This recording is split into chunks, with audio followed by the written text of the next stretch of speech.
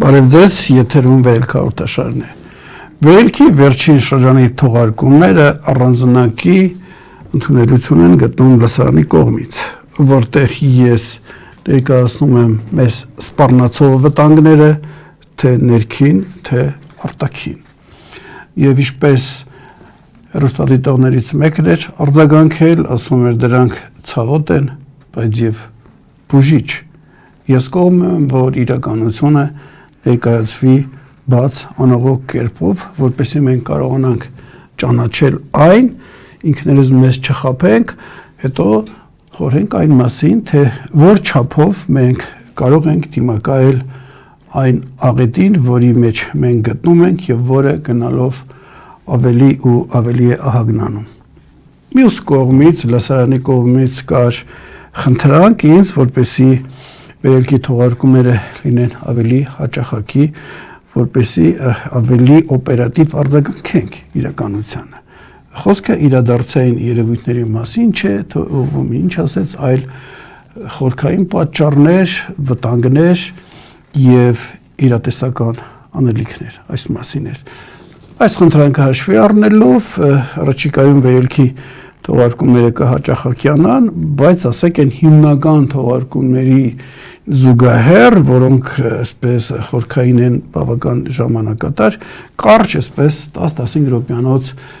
թողարկումներ էլ կլինեն։ Դա համարենք առաջինը։ Եվ այսպես մենք հարկադարված ենք ճանաչել իրականությունը, վտանգները, որպեսզի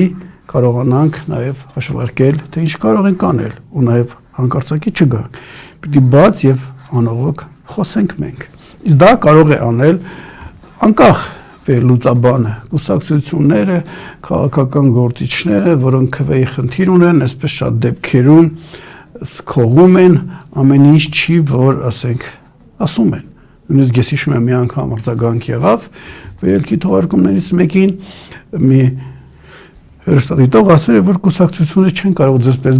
բաց խոսել։ Ոչ թե վախենում են, այլ ասենք մարդիկ քվեի խնդիր ունեն։ Օրինակ ես պարզ գալիս եւ ասում եմ, հայ ժողովուրդը այսինչ խնդիրները եւ հարկավոր է ապաքինել, եւ նույնիսկ ահազանգում եմ, որ կա ինչ-որ խեղաթյուրված հատված, որը սպառնում է պետության գոյությանը եւ դա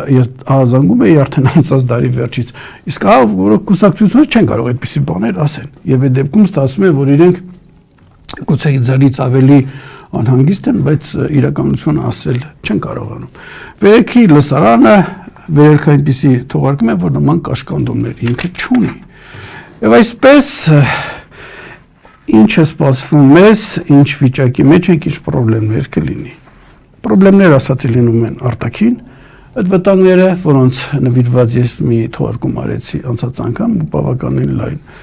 ընդունելություն եղավ, նաև կա ներքին, այդ ներքինի մասին էլ ես անդրադառնում եմ պարբերաբար։ Հիմա այս պահին ես ասենք ավելի տեղյակ մարդկանց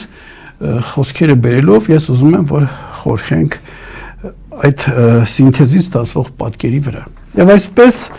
խոսքը տալիս ենք ԱԱԾ նախկին տնօրենի ժամանակավոր պաշտոնակատար Միքայել Համբարձումյանին։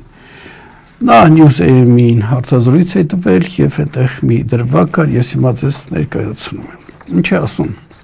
Եթե այստեղ անհազգանուն կավեր չեմ հնչեցնում, ասենք դրան, եթե նրան հաջողվի պահպանել իշխանությունը մինչև 2026 թվականը, Հայաստանը կարող է հայտնվել Ադրբեջանի ուղիղ ազդեցության տակ։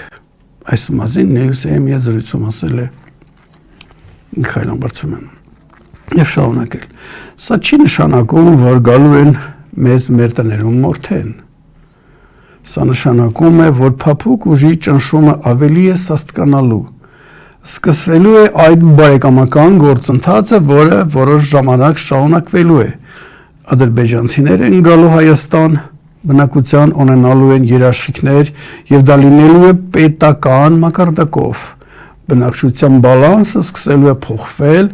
ադրբեջանցիներն էլ ֆինանսավորվելու են Ադրբեջանի եւ Թուրքիայի կողմից։ Դե յուրե թղթի վրա գուցե որոշ ժամանակ պահպանենք անկախությունը, բայց դե ֆակտո այն կկորցնենք։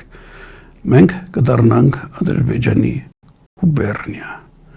Նա նշել է, որ ինքը կողմ է բարեկամությանը, սակայն չի հավատում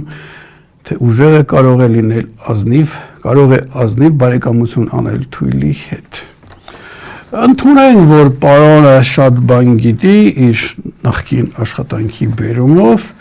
եւ քիչն է ասում եւ այս զուսպ բառերի միջոցով մեզ ակնարկում է գալիք աղետի մասին, որը գուցե տասնապատիկ ավելի ահարկու է լինելու, քան ինքը նկարագրեց։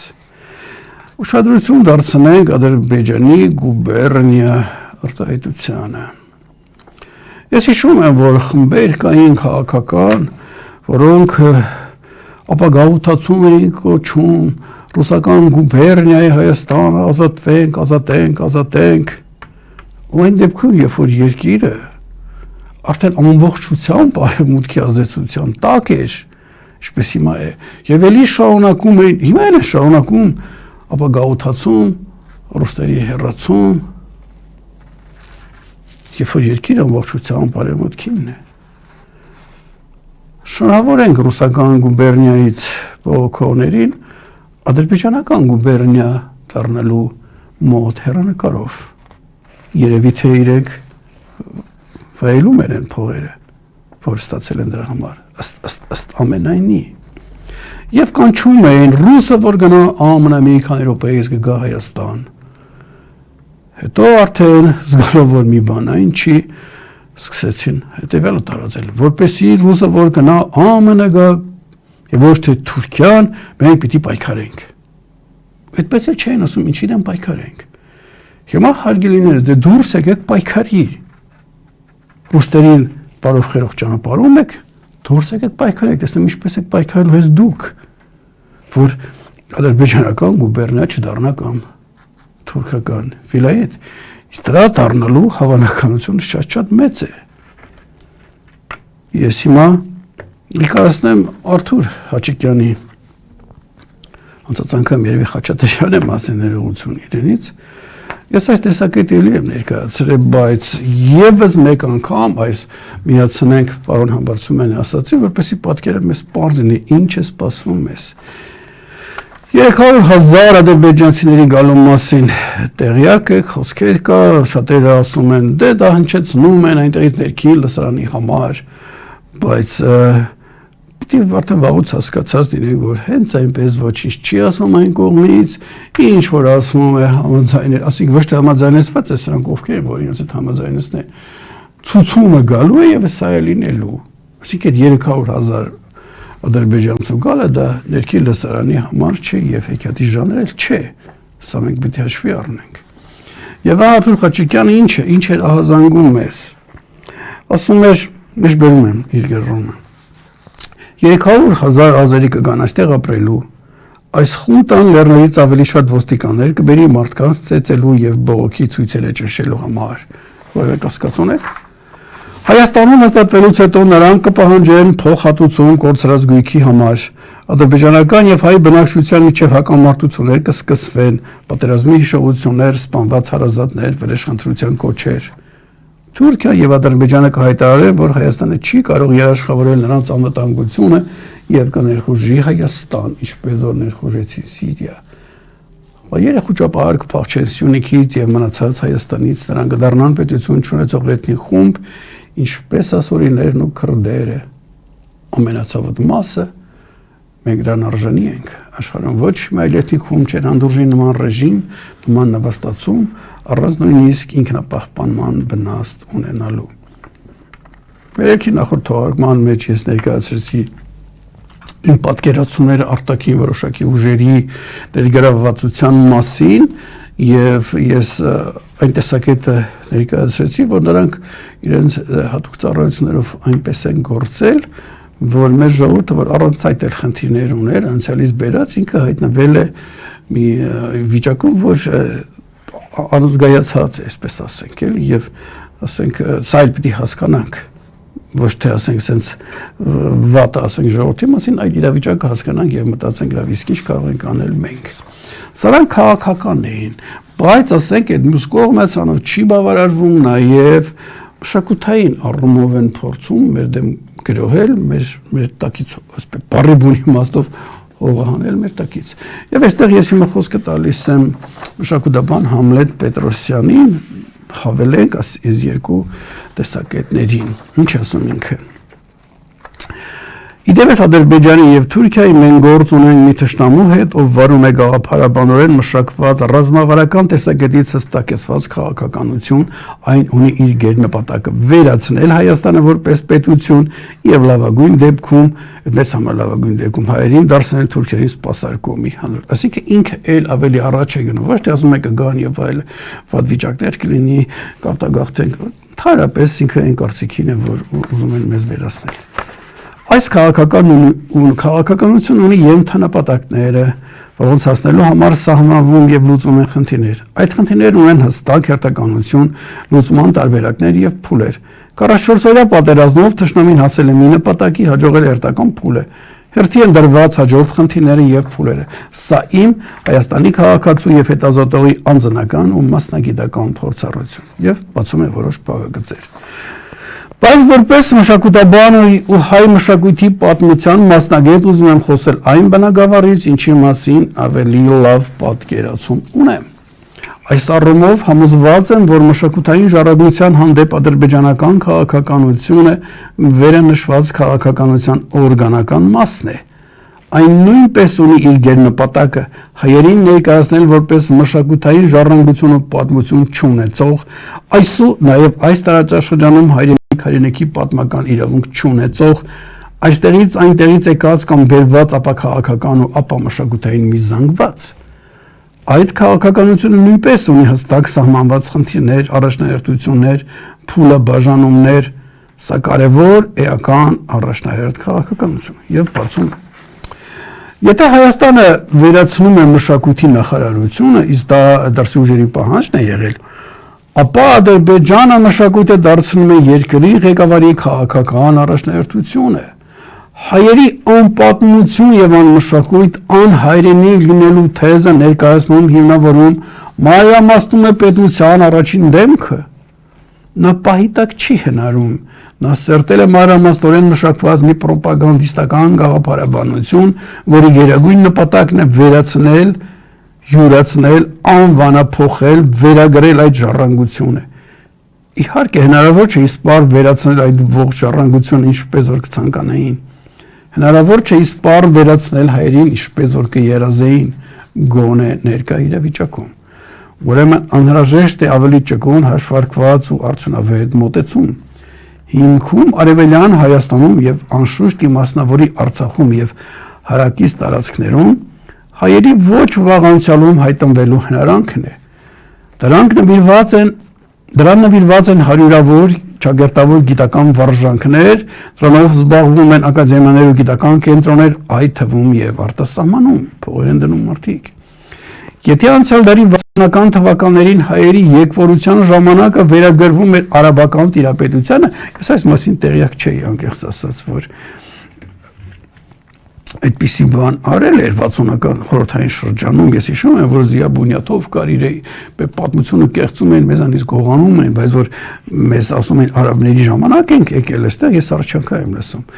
բայց դա չեմ բավարարվել։ Ապա 12-րդ դարերին, իսկ արաբները 7-րդ դարում են այս կողմեր եկել, հետո էլ ասում են թիպը մենք 12-13-րդ դարերում ենք եկել, բերվել այսպես ասած, 90-ական թվականներին այն հասցվեց 19-րդ դար, իբր հետ պարսկական պատերազմի հետևանքով։ Ըստ այդը մշակութային այն ժառանգությունը, որը ստեղծվել է մինչև 19-րդ դարը, նրա ակնհայտ հայկական չէ, այն աղվանական ժառանգություն է, եւ եթե քրիստոնեական կառույցները ծիսապաշտամունքային առումով չեն հետաքրքրում մահմեդական ադրբեջանցիներին, ապա դրանք հենց այն են, ինչ պետք են Ադրբեջանի միակ պատմական քրիստոնյա հանրույթին ուդիներին։ Տալիս են իրենց դեզով ասած փեշքեշ։ Դե 19-րդ դարի որոշ կառույցներ կարելի է վերագրել ուղղափառների։ Ըստ այդմ առաջին փուլի ժառանգությունը ենթակա է պահպանության, միայն թե պետք է դրանք մաքրել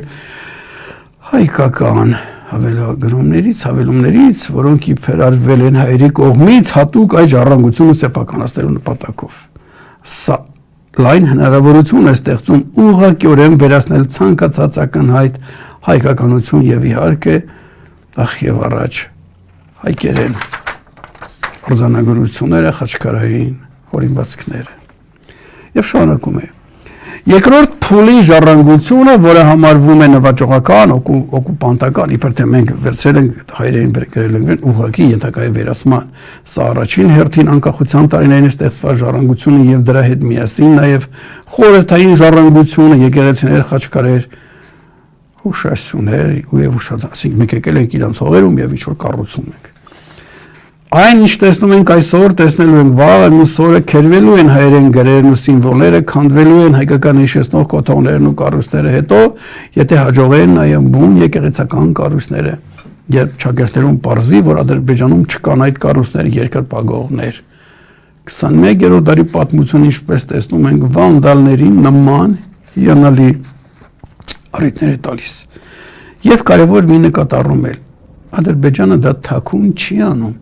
Համոզված եմ, որ այդ ավերումները բնաջնջումը, ցուցադրական պղծումը հանդուկ պլանավորված պրոպագանդիստական արշավ է, ուշադիր, որի առաջնային նպատակն է մշակութային ու հոգեկան տրավմա հասցնել ծանոթ պարտություն կրած հայերին, վերքի վրա պիտի աղլեցնել, հայերը պիտի համոզվեն, որ այն ժառանգությունը, որ համարում են իրենցը չէ, եւ եթե անգամ համոզված են, որ իրենցն է, ապա թող հասկանան, որ այդ ժառանգությունը անզոր է, այն որևէ կերպ չի կարող օգնել իրենց համախմբել կամ զորավիգ լինել, ի վերջո ում է պետք այն ժառանգությունը, որ միայն տրավմա կարող է բերել։ Ես ասեմ, ադրբեջանցիները այսքան խելք չունեն, որ այս ամեն անեն, նրանք քերիներ ունեն, այդ քերիների տեղը ես ասել եմ, որ դից են։ Սրանք գումարենք այս ամենը, որ արվում է, եկեղեցու դեմ ակնհայտ երևացող պայքարը, որ մտնում է այդ ամեն ինչի մեջ, բոլոր արժեքները խլել, եւ նախորդ թողարկման մեջ էլ ես ներկայացրեցի, որ հզոր ուժեր են կանգնած այս ամենի թիկունքում, որոնք մի այդպես էլի գերհզոր բազմա սարդոստային են ստեղծել եւ ասենք շատ ուժեր արևմտյան իրանք ասենք չէին ուզի հայերի հետ այսպես վարվել, բայց աչք են փակում, իրենց պետք է որ այստեղ մենք չկարողանանք հակազդել իրենց ծրագրերին։ Կլինենք չլինի թուրքերը մեզ հետ իշ կանեն, իշ չեն, իրենց քիչ է հետաքրքրում, որովհետեւ իրենց ծրագրերի մեջ մտնում է այստեղ լինի, եթե հայերը լինեն, ապա նկարագրած վիճակով թարապես ոչինչի տեղյակ չլինեն։ Սա էր, որ այսօր ուզում եմ ձեր ուշադրությունը հրավիրել եւ առաջիկայում նաև հետադարձ կապը պիտի ակտիվացնենք լսարանի հետ, ահա Դուստրիկ Վրիթայան հենց այսօր երեկվա թողարկման հետ կապված տեսեք ինչ է գրել, հարգելի պարոն Պիպանյան, ես ձեր մշտական ունկնդիրն եմ եւ հաճույքով եմ լսում եւ ձեր վերլուծությունները եւ ձեր հյուրերին, իմ համեստ կարծիքով մեր թշնամիների շարքում բաց թողեցիք ամենավտանգավոր, ամենադարժան, ամենաագրեսիվ թշնամուն ներքին թունավոր սարդերին, որոնք զոր սարդոստան են հյուսել յուրաքանչյուր ազգագրի շուրջ եւ չեն թողնում նույնիսկ դպրտալ։ Դուք ճիշտ եք, հային պետք է փրկել հայից։ Ու ասեմ, որ ես իրեն պատասխանեցի, որ այդ թեմային ես անդրադառնում եմ ներքին թունավոր սարդերի արկայության անցած դարի վերջից, ահա զանգում եմ, որ նրանք եթե մենք չդիմակայենք մեր պետությունը կորցնելու են, դժբախտաբար այդ ժամանակը մենք շանսը կորցրեցինք, դա չարեցինք, այսօր հիմա իրենք են տիրում իրականությանը եւ այս ամենը ես որ ներկայացնում եմ նպատակ հետեւյալն է նախազգացի իրականությունը պարզ ճանաչենք մենք մեզ չխափենք արևմուտքով ամերիկայով չգիտեմ ինչերով որ համես կփրկեն բոլորը շատ գրգռված են որ այստեղ կամ չլինի հայություն կամ էլ լինի անկազմակերպ թափված անհիշողություն, անպատմություն, անմշակույթ, ինչ որ մի զանգված, որ այդ ինչպես կուզենան վարվեն։ Հիմա այս ամենը իմանալը կարևոր է, որ մենք քննենք, թե իսկ մենք ինչ կարող ենք անել այդ աղետից խուսափելու կամ աղետը մեղմելու կամ նրանց նպատակները որ կան ձգձգելու մինչև աշխարհում ինչ-որ բան փոխվի, մենք կարողանանք հասցնենք ինչ-որ ուժեր հավաքել եւ դրա այդ առումով ես առանձնակի կարևորում եմ ազգակիրների ինքնակազմակերպումը, որովհետեւ մենք ինչ-որ մի կերպ հասկանանք, թե իսկ մենք դժգոհներս ազգի եւ հայրենիքի հանդեպ անհրաժեշտ զգացողություն ունեցողներս որքան ենք եւ միաբանվելով, այսպես ասած ինվենտարիզացիոնելով, ինչ-որ համախմբելով, մենք տեսնենք գոնե որտեղ կարող ենք դիմակայել ու որ չափով։ Հիմա եկեք ընդունենք, որ այսօր ընդհանրապես դիմակայություն չկա։ Եվ իրենք գալիս են առաջ։ Այսպես ցնցումներով ինչ-որ աճ ծաղ գնում ենք, բայց իրենք էլ օգտվելով, որ մենք կազմակերպված կառույց չունենք, որ մարտավարություն մշակի ու ռազմավարություն, իրենք միշտ էլ հաղթում են, նահանջելով, առաջ գալով, զոհեր տալով, գալիս են առաջ։ Սա մենք պիտի անենք եւ վերելք հաղորդաշարը ես հիշեցնեմ, որ ներկայացրել է այդպես քայլերի համակարգ ազգակիների ինքնակազմակերպման ու նաև այլ բարդ, այսպես հայության վերափոխման, հայության ամբողջ հայության ինքնակազմակերպման ազգակիների գլխավոր նկատի ունեմ, սա առաջնահերթ խնդիր է մեզ համար եւ վերելք հաղորդաշարը ավելի ակտիվ սրան անդրադառնալու է եւ ինչպես ասացի նաև հետադարձ կապն էլ լինելու է ակտիվ ու նաև դրսում տաղավարից դուրս էլ հանդիպումներ կլինենք, որպեսզի հաղորդաշարը իր հնարավորության սահմաններում օգտակար լինի այս աղետին հնարավորինս դիմակայելու այն չափով, որ չափով մենք կարող ենք, որովհետև այն վիճակը, որ հիմա կա, այսպես անդիմադիր, որտեղ ընդհանրապես նկարագրում եք, սա տարբերակ չի։ Մենք հարկադրված ենք գործել։ Այսօր այսքան է նախատեսել, մինչ նոր հանդիպում։